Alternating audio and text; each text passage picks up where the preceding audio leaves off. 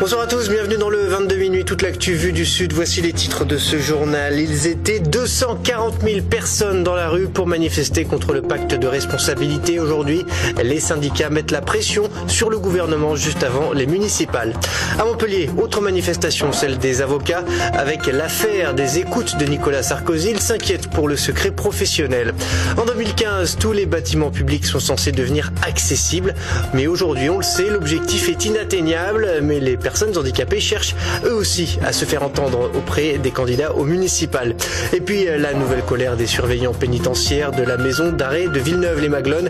Ils protestent contre l'interruption des travaux d'installation de douches dans les cellules des détenus.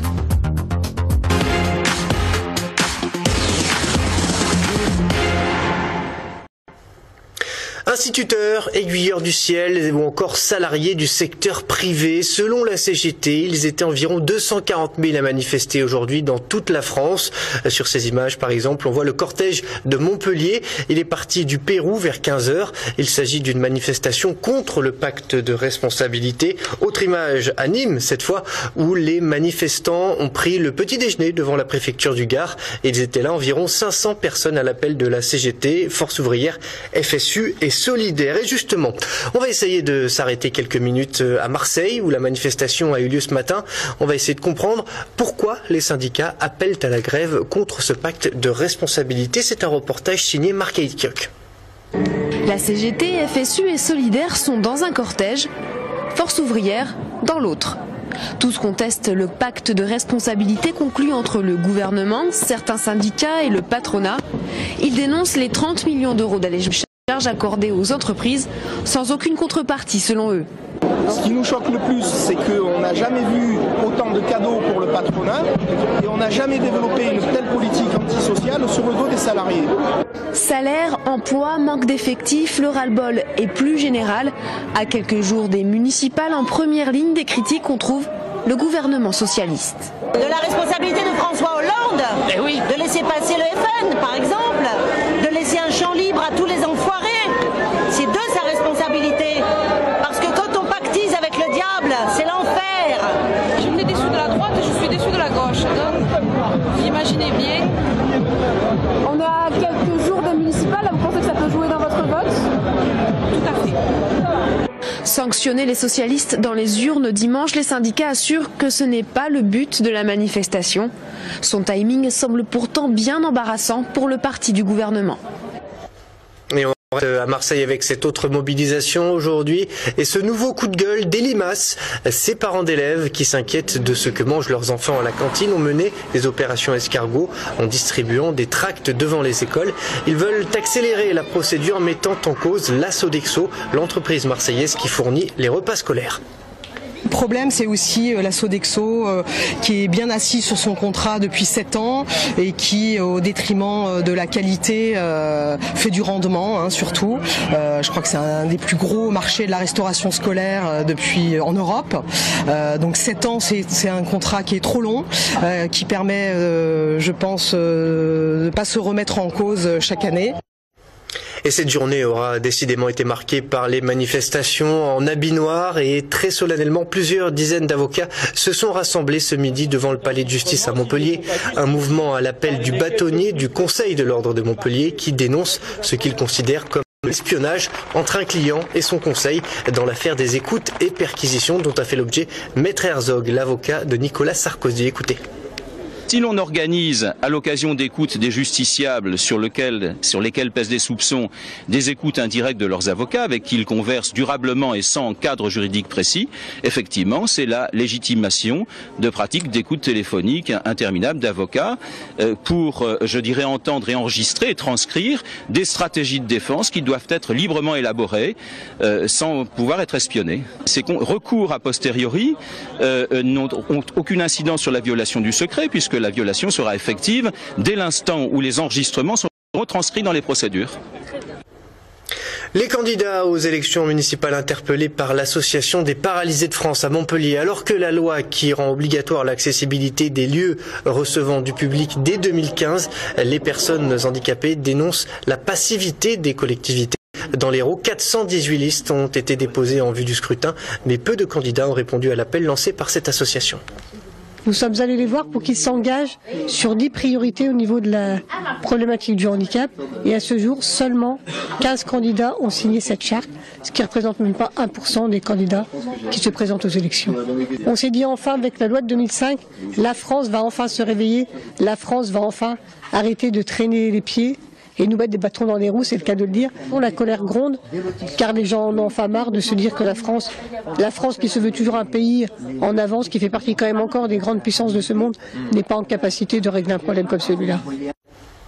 Nouveau mouvement de colère des surveillants pénitentiaires ce matin à la maison d'arrêt de Villeneuve-les-Maglones. Ils ont bloqué l'accès à l'établissement dès 7 h du matin à l'appel des syndicats. En cause, l'interruption des travaux d'installation des douches dans les cellules des détenus. Une partie des bâtiments seulement est équipée, mais le chantier s'est arrêté faute de budget. Aujourd'hui, 2 tiers de la maison d'arrêt est pourvue de douches en cellule. La direction interrégionale, qui siège à Toulouse, nous avait garanti son soutien quant à la continuité des travaux. Du jour au lendemain, on a reçu un courrier du directeur interrégional qui stoppe d'autorité ces travaux. Les douches en cellule apaisent énormément. Il faut savoir qu'aujourd'hui, on connaît la température dans notre région. D'ici un mois, même hier, avant-hier, on a déjà eu des températures supérieures à 25 degrés. Un détenu qui rentre le promenade à 17 h est content de prendre une douche, effectivement. On ouvre maintenant notre page spéciale municipale.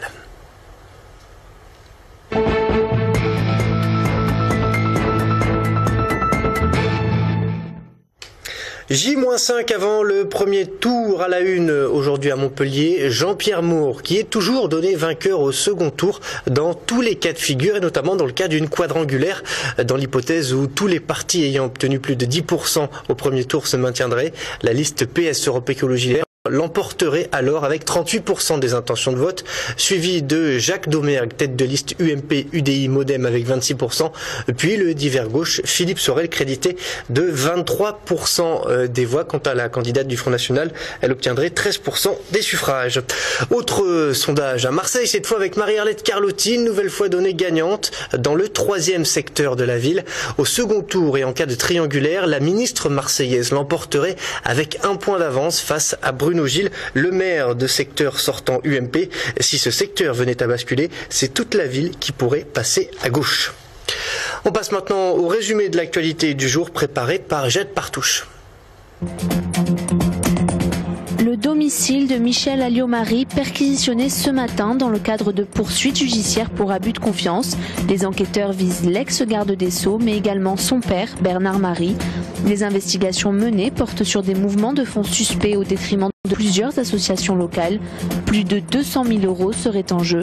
L'ancienne ministre, actuellement tête de liste UMP aux élections européennes, a très vite accusé la gauche de vouloir favoriser l'abstention aux prochaines municipales.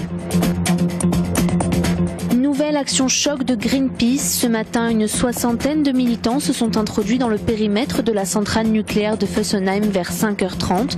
Un coup médiatique pour dénoncer les dangers du nucléaire en France. Les militants écologistes se sont installés sur le toit du bâtiment avant d'être interpellés par les gendarmes. Aucune dégradation n'a été relevée. SMS et syntaxe, 2 mots désormais compatibles. Selon une étude publiée aujourd'hui par le Centre de recherche sur la cognition et l'apprentissage, textoter n'est plus une menace pour l'orthographe, bien au contraire. Des chercheurs français révèlent qu'écrire des textos serait en réalité une occasion pour les adolescents de pratiquer l'expression écrite. Le nombre de fautes présentes dans un SMS dépendrait en fait du niveau d'orthographe des collégiens et non l'inverse. Les parents peuvent donc être rassurés, les professeurs de français aussi. Voilà, et après l'actualité nationale, l'actualité internationale avec Le Monde en 120 secondes.